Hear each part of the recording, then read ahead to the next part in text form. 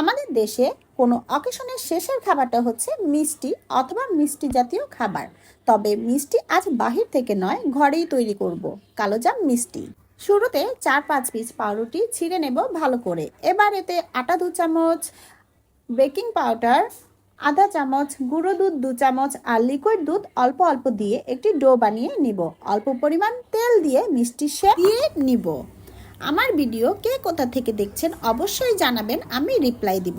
আর ইস্যু হেয়ার Israt Jahan, thank you so much আমাকে উৎসাহিত করার জন্য।